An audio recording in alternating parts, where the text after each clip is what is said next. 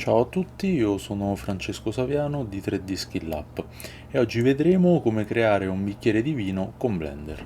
Modelleremo un bicchiere di vino che è un oggetto abbastanza semplice, ma prima di iniziare volevo precisare questo concetto, e cioè che molti oggetti che ci circondano sono riconducibili a forme primitive come cubi, cilindri, eccetera. Possiamo iniziare a modellare quasi ogni tipo di oggetto partendo da queste primitive e questa fase è conosciuta come blockout. Iniziamo da forme semplici per poi andare verso forme più complesse.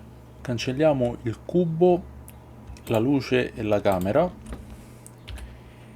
e mettiamoci in front view in modalità ortografica premendo il tasto 1 del tastierino numerico.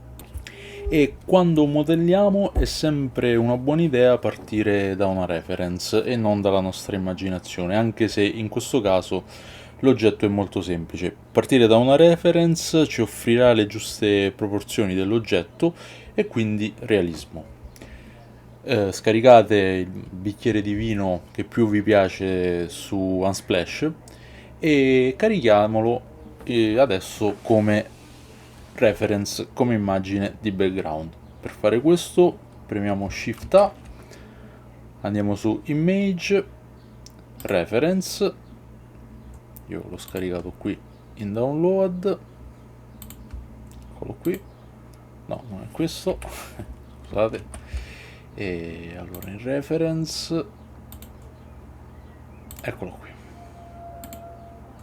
ok, e quindi abbiamo caricato la nostra immagine di background come reference per iniziare a modellare. Possiamo spostarla con GY un po' più indietro, ripremiamo 1 e adesso per il concetto che stavo spiegando prima, sicuramente possiamo partire da una forma, da una primitiva cilindrica, perché comunque è quella più idonea a questo tipo di forma. Quindi iniziamo inserendo nella 3D View un cilindro. Shift A, Mesh, cilindro. Selezioniamo e scaliamolo con SZ in questo modo e lo spostiamo con GZ qui.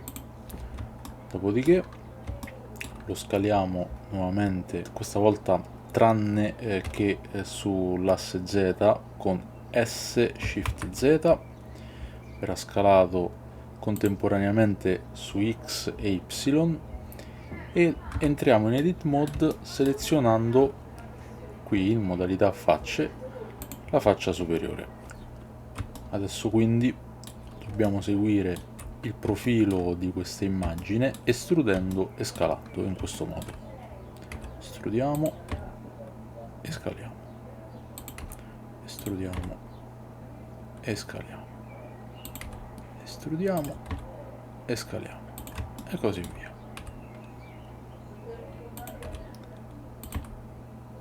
Estrudiamo e scaliamo, estrudiamo e scaliamo qui.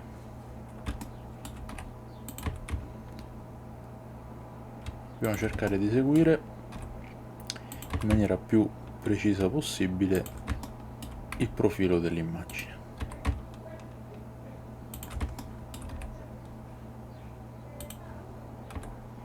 Ok, perfetto. Adesso cancelliamo questa faccia qui premendo X, delete face, poi entriamo in modalità object mode e poi una cosa importante, visto che adesso dobbiamo applicare il modificatore solidify che ci darà uno spessore, ci permetterà di dare spessore a questo oggetto, a questo bicchiere, è importante, visto che abbiamo fatto delle trasformazioni di scalatura, applicare con CTRL A la scala, altrimenti il modificatore potrebbe non funzionare in maniera corretta. Questo vale per il modificatore Solidify come per altri tipi di modificatore, come ad esempio il bevel, eccetera. Quindi andiamo qui nella properties, nel modificatori e aggiungiamo il modificatore solidify in questo modo. Scegliamo uno spessore, penso che così vada bene, e oltre ovviamente al modificatore solidify dobbiamo aggiungere il nostro caro bel subdivision surface. Eccolo qui. E adesso sempre in modalità object mode clicchiamo con il tasto destro del mouse e shade smooth. Entriamo in modalità edit mode, con CTRL R mettiamo un edge loop qui, lo tiriamo su.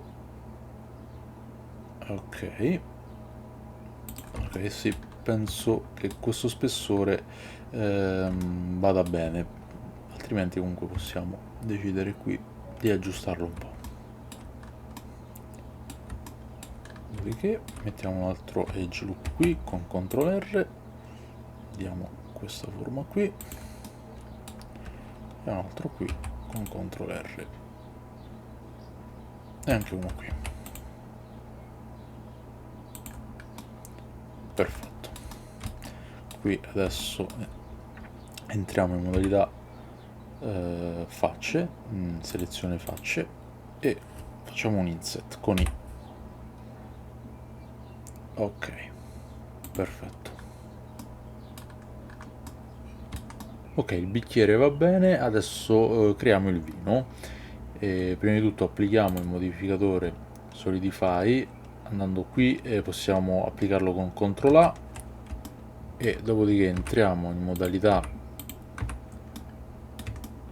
edit mode, clicchiamo questo pulsante display modifier in edit mode, lo disattiviamo per il momento in modo da poter selezionare in maniera più semplice le facce, quindi entriamo nella modalità selezione faccia e per selezionare tutto l'anello basterà premere alt tasto sinistro e poi tenendo sempre premuto alt con shift possiamo fare la selezione multipla e in questo modo abbiamo selezionato la zona che ci interessa per creare il vino. Adesso separiamo questa zona con shift D, diamo invio e in questo caso con shift D l'abbiamo duplicata, dobbiamo separarla da questa selezione per farne un pezzo diverso.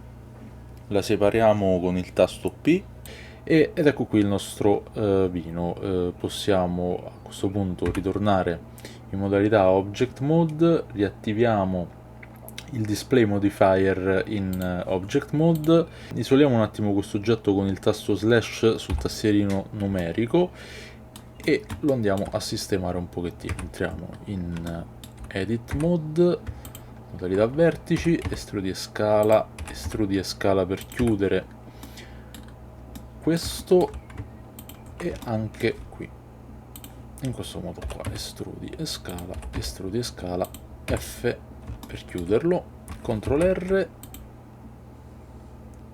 e CTRL R qui. Ok, perfetto. Slash per ritornare a visualizzare tutto e adesso quello che dobbiamo fare è applicare i materiali. Qui ho dimenticato nel modificatore subdivision surface impostate i livelli a 2, il numero di suddivisioni a 2. Ok, ed ora possiamo passare ai materiali. Allora, per prima cosa, per non avere problemi in fase di rendering, dobbiamo selezionare il vino e scalarlo un po' e fare in modo di intersecarlo con il vetro del bicchiere, in questo modo. Per modalità wireframe, scaliamolo e lo intersechiamo un po' con il vetro del bicchiere. Mettiamo anche un ulteriore edge loop qui. Ok, perfetto. Adesso quello che dobbiamo fare è creare il materiale del vetro e il materiale del vino. Entriamo nello shading workspace. A questo punto posso anche buttare la reference. Selezioniamo il bicchiere e creiamo un nuovo materiale da qui, nuovo, e lo chiamiamo matte vetro. Selezioniamo il vino e gli assegniamo un nuovo materiale, qui nuovo, matte vino. Ora, una cosa importante da fare è selezionare il vino, isoliamolo un attimo con slash e possiamo notare, andando qui nel viewport overlays in face orientation, che ha le normali invertite. In questa modalità qui l'oggetto è rosso e quindi significa che le normali puntano all'interno. Puntando le normali all'interno, principalmente quello che succede è che se poi renderizziamo l'oggetto non verrà renderizzato in maniera corretta. Quindi selezioniamolo in edit mode, selezioniamo tutto l'oggetto con A, Alt N oppure possiamo fare in questo caso flip o recalculate outside. Facciamo recalculate outside e vedete che adesso l'oggetto è diventato blu. Questo significa che le normali stanno puntando nella direzione corretta e quindi in questo caso all'esterno. Entriamo in object mode, deselezioniamo face orientation, ok, slash per uscire dalla modalità isolamento oggetto. Farò un video per spiegare più in dettaglio questo concetto importante delle normali. Creiamo il materiale vetro, selezioniamo il bicchiere e per il vetro utilizziamo il nodo PBR Principled BSDF di Blender perché in questo modo avremo un materiale fisicamente corretto. Andiamo qui e andiamo nel viewport shading rendered e carichiamo un HDRI. Andiamo qui nella properties, world properties, in color, environment texture ed ecco la nostra HDRI caricata in background. Allora, adesso quello che dobbiamo fare qui nel nodo principled, nel nodo PBR è mettere il valore transmission a 1 e la roughness praticamente a 0. Ok, dobbiamo cambiare il motore di rendering da Eevee a Cycles. Ok, perfetto. È importante per quanto riguarda il vetro, ma non per gli altri materiali, in questo caso è importante mettere il colore completamente bianco. Parlerò in un video separato di questo canale di cosa sono i light paths, di cosa sono i rimbalzi, i samples, eccetera.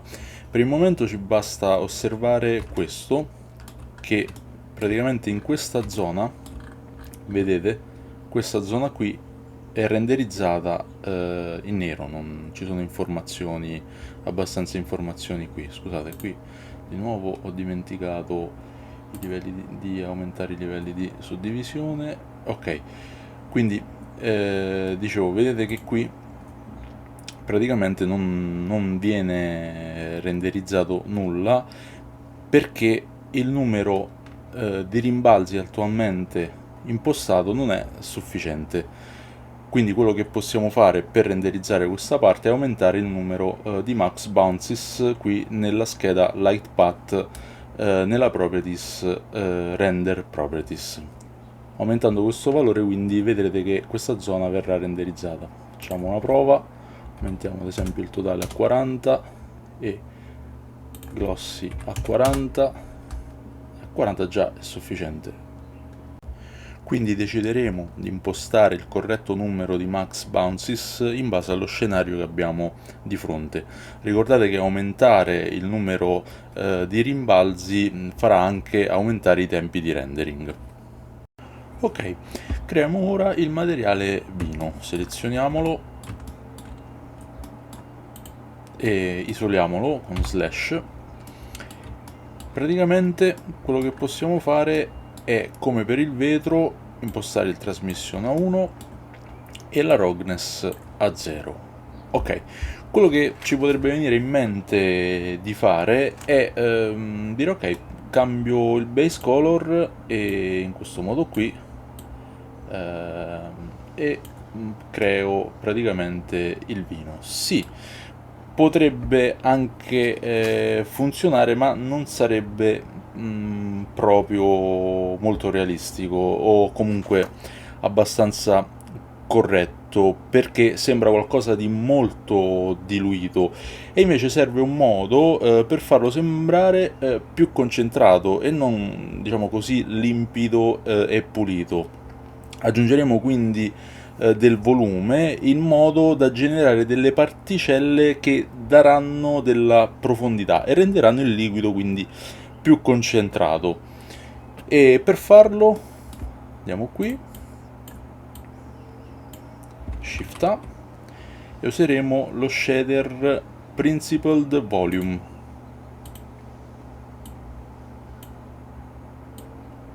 Colleghiamo qui in volume del material output e praticamente impostiamo l'absorption color in questo modo qui.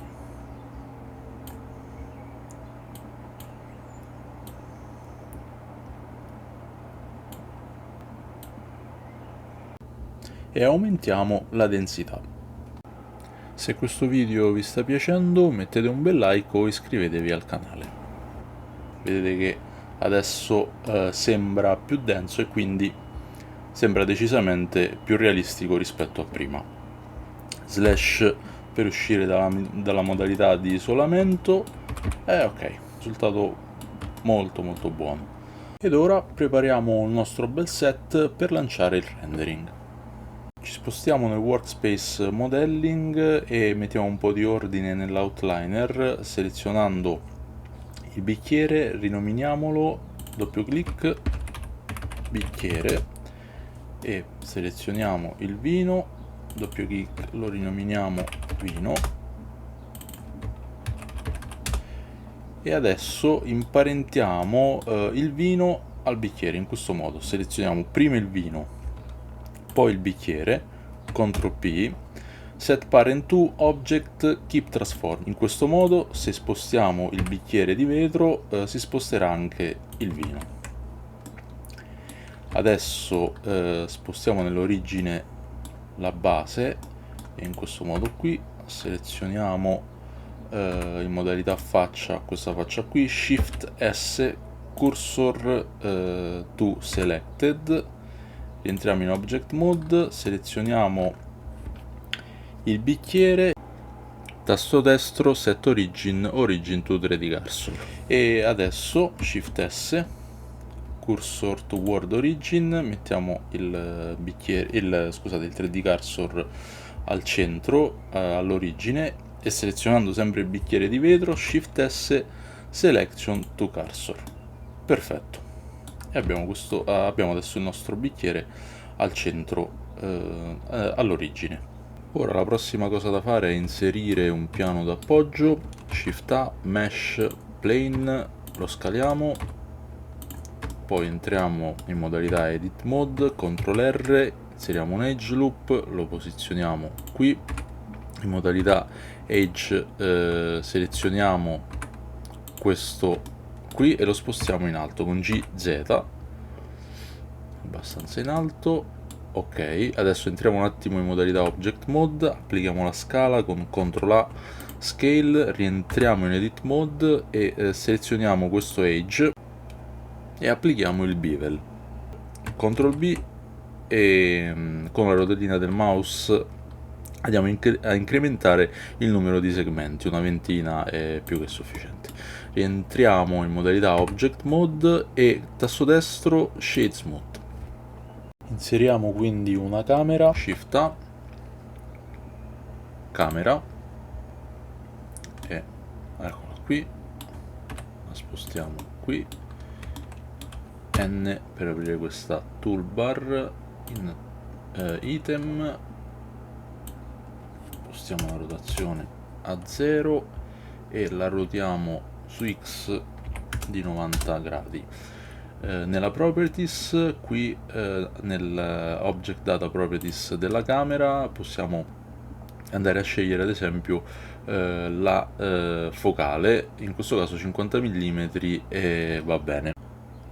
Quindi con la camera selezionata premiamo 0 sul tastierino numerico, in questo modo entriamo nella modalità di visualizzazione della camera e nella toolbar qui nella scheda view possiamo attivare questa funzione di look camera to view. In questo modo quando ci spostiamo nella 3D view vedete che stiamo effettivamente spostando la camera in base a quello che praticamente stiamo vedendo di volta in volta con i vari spostamenti che facciamo. È un modo sicuramente utile che ci aiuta a inquadrare la scena. In questo modo qui possiamo, ecco, magari sfruttando un po' la regola dei terzi fotografica, facciamo questo tipo di inquadratura qui. È importante poi ricordarsi, una volta inquadrato, di deselezionare l'opzione camera to view. Perfetto, adesso è il momento di creare l'illuminazione, di inserire le luci. Abbiamo già caricato qui in background un HDRI e adesso quello che faremo è utilizzare il classico 3 punti luce, quindi una luce principale, una luce diffusa e un controluce. Allora, io trovo molto utile inserire prima le 3 luci e poi accenderle una alla volta in una scena completamente buia. Quindi mettiamo la forza dell'HDRI a 0 e inseriamo le 3 luci. Spostiamoci nella modalità top view con 7 e utilizzerò delle area light. Shift A, light, area. Spostiamo la prima più o meno qui, la luce chiave, quella principale, va spostata a sinistra, poi ci sarà una Shift D qui a destra della camera, quindi una a sinistra la luce principale della camera, una a destra che è praticamente la luce diffusa e una dietro l'oggetto che praticamente sarà il controluce. Ok, adesso sicuramente sistemiamo queste luci qui, iniziamo con questa chiave, la luce principale, possiamo chiamarla qui, luce principale, ok.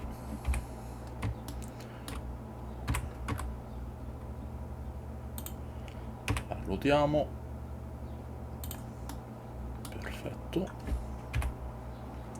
ruotiamo ancora, ok, stessa cosa per la luce di la stessa cosa per la luce diffusa,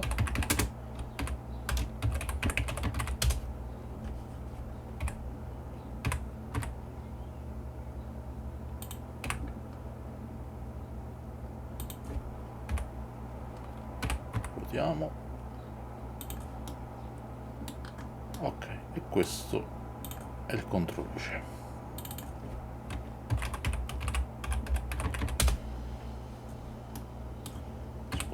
Qui e lo ruotiamo su X. Perfetto. Ok, ordiniamo un po' queste luci, creiamo una collection luci, selezioniamo Scene Collection, clicchiamo questa iconcina qui, New Collection, ce la sposta qui, la chiamiamo luci, ok, le selezioniamo qui nell'outliner tutte e 3, tenendo premuto in questo caso CTRL e le trasciniamo nella collection. Ok, questa magari la spostiamo sopra, perfetto. Allora selezioniamo la camera, premiamo 0 e ecco quello che vi dicevo, parto da una scena completamente buia, però per fare questo devo anche spegnere ok, impostare a 0 la potenza di queste luci qui e partiamo con il controluce. Quello che deve fare il controluce in questo caso è andare a definire un po' il profilo dell'oggetto. Intanto con CTRL B creiamo questa selezione in modo da limitare il rendering solo a quello che vede la camera, e qui nella scheda Object Data di questa area light contro luce andiamo a aumentare la potenza, diciamo che la portiamo a 5, e la dimensione 2 metri va bene. E ecco, una considerazione sul fatto che le fonti di luce, se sono più piccole dell'oggetto, proietteranno ombre nette; se sono invece più grandi dell'oggetto, proietteranno ombre molto diffuse, come in questo caso qui. Vedete che la fonte di luce è più grande dell'oggetto e proietterà ombre più diffuse. Più grande sarà la fonte luminosa e molto più diffuse saranno le ombre, mentre più piccola sarà e più nette praticamente saranno le ombre, vedete? Ok, riportiamo questo valore a 2, 5 come potenza mi va bene, il colore in questo caso manteniamo un colore neutro.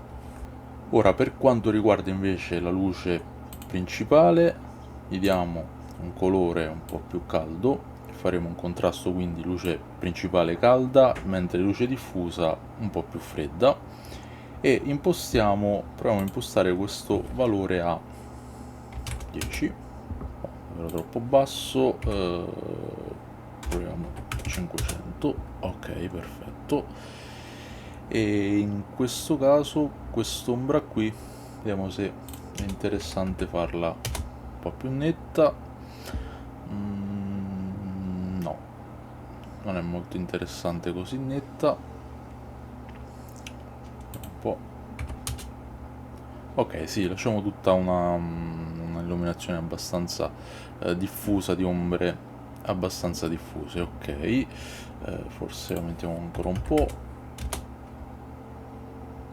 Ok, sì. E poi invece la luce diffusa, abbiamo detto, gli daremo un'illuminazione un po' più, un colore, scusate, un po' più sul freddo, per creare questo interessante contrasto che viene molto spesso utilizzato anche nei film, questa luce molto calda da una parte e fredda dall'altra. Adesso qui non è molto accentuato questo effetto, ma possiamo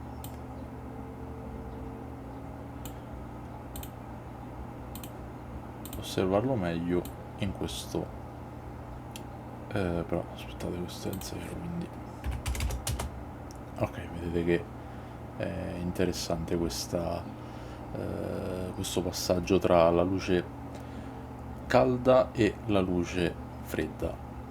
Penso che manterrò proprio questo tipo di illuminazione qua. Forse quest'ombra può essere abbastanza interessante, vediamo. Facciamola un po' più netta. No, decido di farle tutte abbastanza diffuse.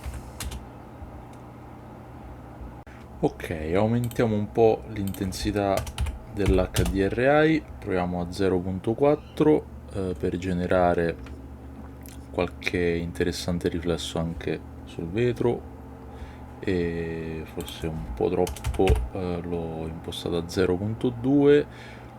ok, perfetto, penso che possiamo lanciare il rendering.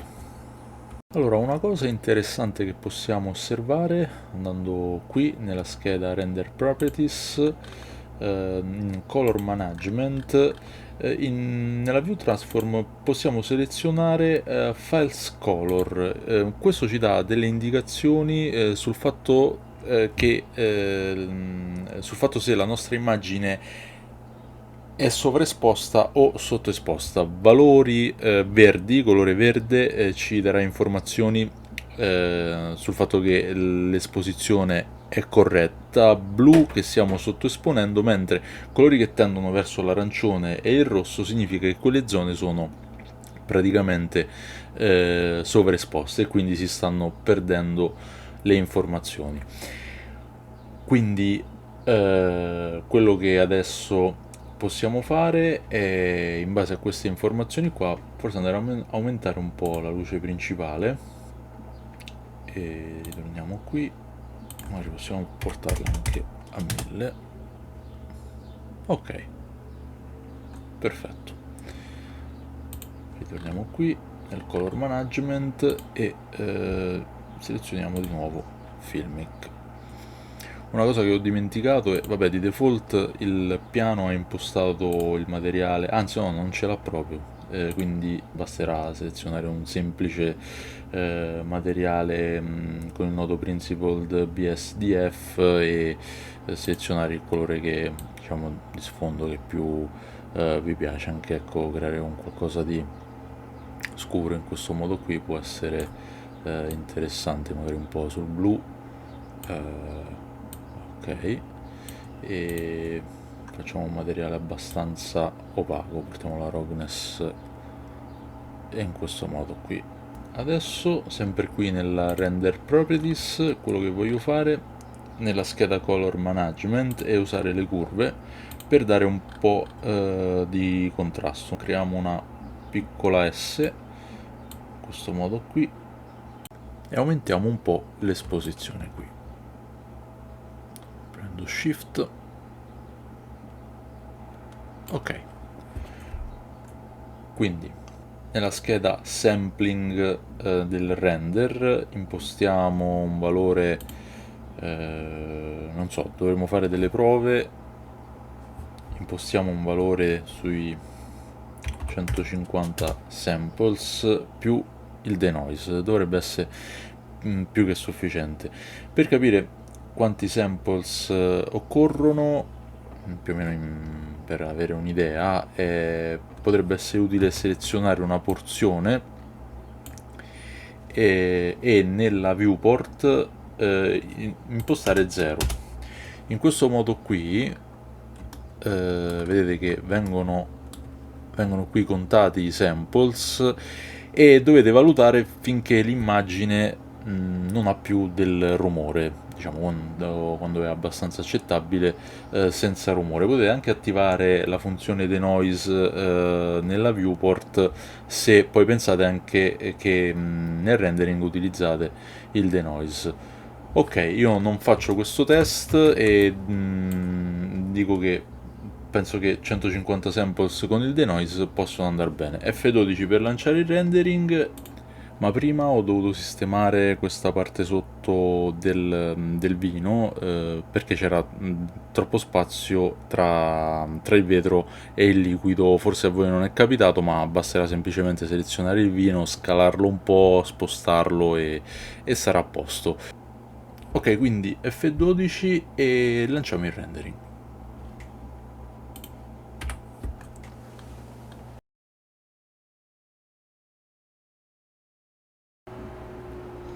Ok, il rendering è concluso e quello che possiamo fare adesso è andare qui su immagine e ovviamente salvare la nostra immagine, il nostro rendering.